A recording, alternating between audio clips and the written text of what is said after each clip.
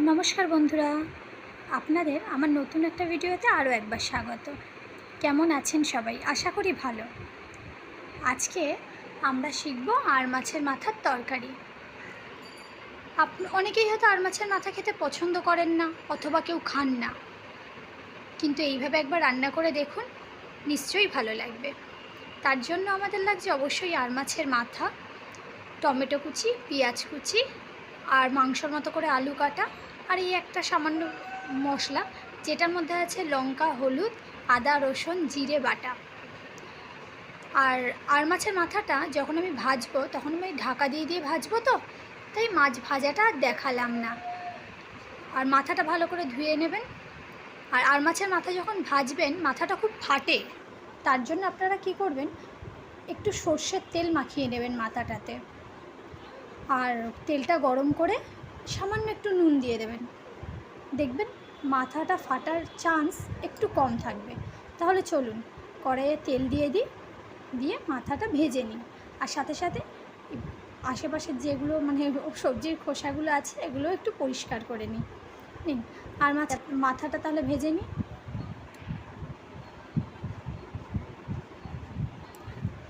আর মাছের মাথাটা ভাজা হয়ে গেছে, এবার দিয়ে দেবো গোটা গরম মশলা আর একটা তেজপাতা ফোড়ন। ফোড়নের গন্ধ বেরোনো পর্যন্ত অপেক্ষা করে এলাচগুলো কিন্তু অবশ্য ফাটিয়ে দেবেন, না হলে তেলে ফেটে উঠবে। গরম মশলার গন্ধ বেরোনো পর্যন্ত অপেক্ষা করে দিয়ে দেবো পেঁয়াজ কুচি, আর সাথে দেবো টমেটো কুচি। টমেটো কুচি দেওয়ার সাথে সাথে আমি সামান্য নুন দিয়ে দিয়েছিলাম, যাতে টমেটোটা খুব তাড়াতাড়ি মজে যায়। একটু ভালো করে ভেজে নিই মাথাটা, এই মশলাটা আসলে। তারপরে দিয়ে দেবো এর মধ্যে ডুমো ডুমো করা আলুগুলো মাংসর মতো করে কাটবেন। এই কষতে কষতেই না আলুগুলো সেদ্ধ হয়ে যাবে জানেন। তবে আলুগুলো এইভাবেই ভেজে নেবো একটু লাল লাল করে। আমি যেভাবে বলছি সেভাবে একবার বানিয়ে খেয়ে দেখুন, আপনারা আর মাছের মাথা খাওয়ার ভক্ত হয়ে উঠবেন। বেশ ভালো লাগে, কোনো আষ্টে গন্ধও ছাড়বে না। কারণ মাথাটা যখন ধোবেন তখন একটু নুন মাখিয়ে ধোবেন, যাতে আঠালো ভাবটা না থাকে। ভালো করে একটু আলুগুলো লাল লাল করে ভেজে নিই। এখন আমি ভেজে নিচ্ছি আলুটা। তারপরে আরও খানিকটা নুন দেবো, যাতে আলুর মধ্যে নুনটা ঢোকে।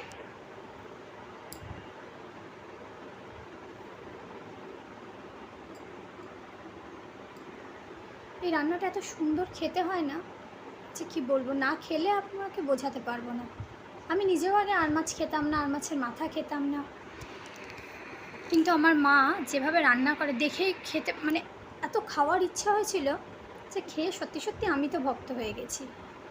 দেখুন ঢাকাটা খুলে একবার দেখে নিই। দেখুন আলুটা কি সুন্দর লাল লাল হয়ে উঠেছে না।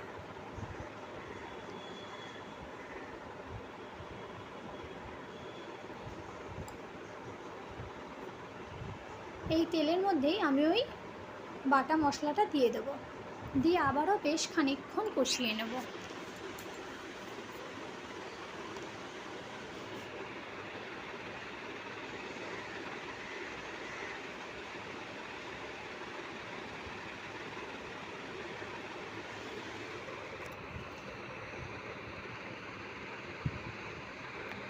জানেন সোশ্যাল মিডিয়াটা হয়ে বেশ ভালো হয়েছে না। আমরা কত অজানা মানুষ, কত কীভাবে এক হই, চিনতে পারি, কথা বলতে পারি। একটা নতুন সুন্দর একটা সম্পর্ক।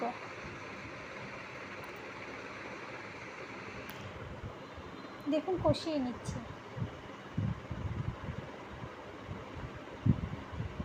তেলটা বেশ ছেড়ে ছেড়ে এসছে।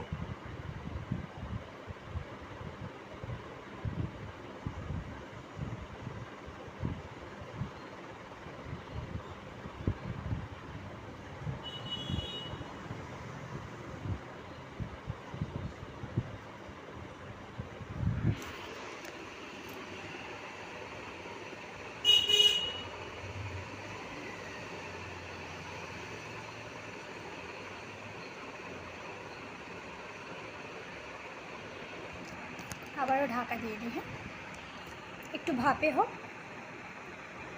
ফিরে এলাম বেশ খানিকক্ষণ পরে।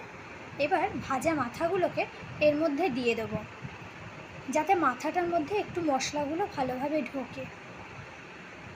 আর মাথাগুলো তাহলে দিয়ে দিই, আর মাছের মাথাগুলো দিয়ে দিলাম, দিয়ে ভালো করে মিশিয়ে নেব। বেশ মাথাগুলো দিয়েও কিন্তু অনেকক্ষণ কষাতে হবে।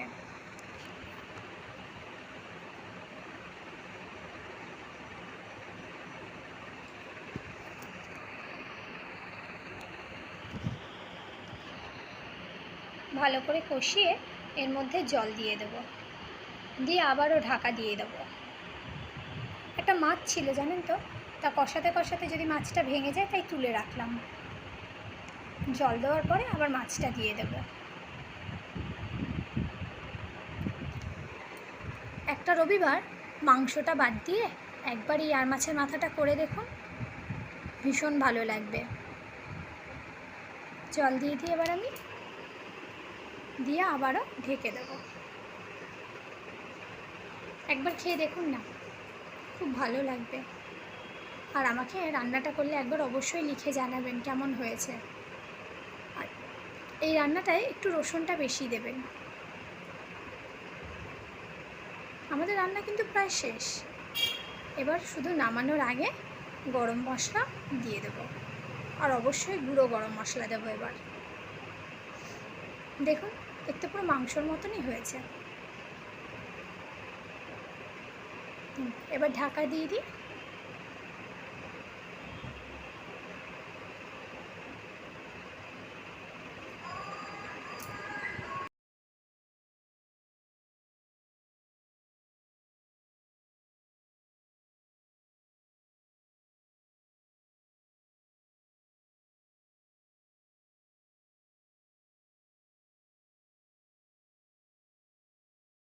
চলুন এবার ঢাকাটা খুলে দেখি কেমন হয়েছে।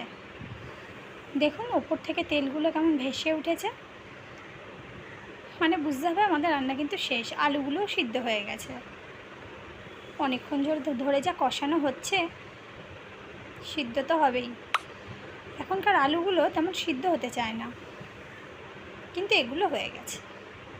নামানোর আগে এই গুঁড়ো গরম মশলাটা দিয়ে দিই, দিয়ে আরও কিছুক্ষণ ঢাকা দিয়ে রাখবো, যাতে এই মাছের তরকারিটার মধ্যে গরম মশলার গন্ধটা ভালোভাবে ঢোকে। একটু নাড়িয়ে চাড়িয়ে ঢাকা দিয়ে দেবো আরও খানিকক্ষণের জন্য, গ্যাস অফ করে দেবো। এবার চলুন ফিরে আসি, রান্নাটা একেবারে পরিবেশন করি, সাজিয়ে নিই।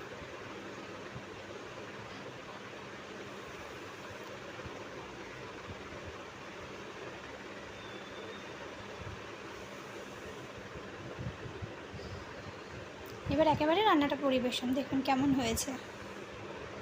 কি দেখতে লাগছে তো মাংসর মতো। যদি রান্নাটা ভালো লাগে প্লিজ একটা লাইক করবেন, শেয়ার করবেন, সাবস্ক্রাইব করবেন। আর আমার যদি কিছু ভুল ত্রুটি হয় সেটাও আমাকে কমেন্টে লিখে জানাবেন। আর রান্নাটা একবার করে খেয়ে দেখবেন, ভালো লাগবে। ফিরে আসছি আরও একটা নতুন ভিডিও নিয়ে। আজ তাহলে আসি, ভালো থাকবেন, সুস্থ থাকবেন।